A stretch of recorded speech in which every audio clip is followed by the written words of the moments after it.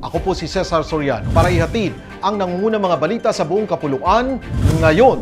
Umakyat na sa 6 ang bilang ng mga nasawi sa pagguho ng 9 na palapag na gusaling under construction sa Barangay Balibago, Angeles City, Pampanga matapos maiahon ng isa pang bangkay bandang alas 12:40 ng madaling araw nitong Mayo 29. Naunang na-recover noong Miyerkules ng gabi ang ikalimang biktima matapos matunto ng K9 unit ng Philippine Coast Guard o PCG ang katawan sa Sector 1 ng collapse area. Kabilang sa mga nasawi ang isang Malaysian. Kasabay nito, nakipag-ugnayan na sa Angeles City LGU ang mga kinatawan ng may-ari at contractor ng proyekto matapos ang ilang araw na pananahimik.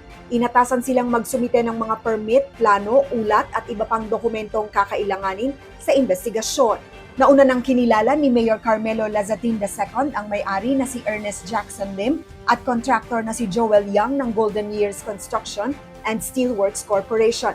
Sinisiyasat din ng mga otoridad ang posibleng paglabag sa construction at safety standards, kabilang ang work stoppage order na inilabas ng DOLE noong 2025 dahil sa mga paglabag sa occupational safety requirements.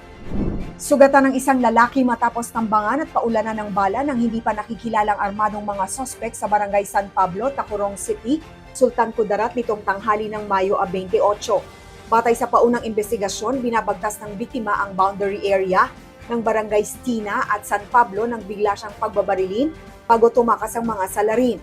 Agad na naglunsad ng hot pursuit operations ang Tacurong City Police Station, iba pang PNP units at Joint Task Force Talakudong upang matunton ang mga sospek.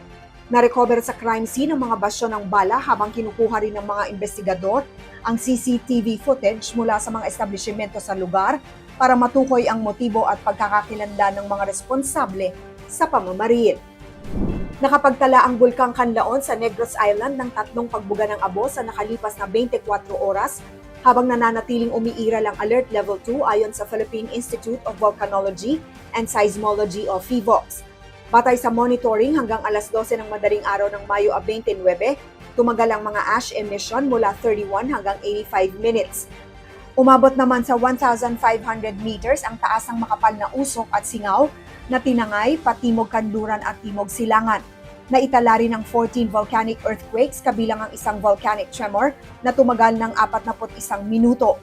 Lalong tumaas ang sulfur dioxide emission sa 1,984 tons bawat araw noong May 28 mula sa 491 tons noong nakaraang araw. Patuloy ding namataan ang pamamaga ng bulkan, palatandaan na nagpapatuloy na pagtaas ng aktibidad sa ilalim ng kanlaon. Para sa Kidlat News Channel, ako si Rosalyn Sigchongco, nag-uulat. Ako po si Cesar Soriano, kasama nyo sa bawat pagputo ng balita.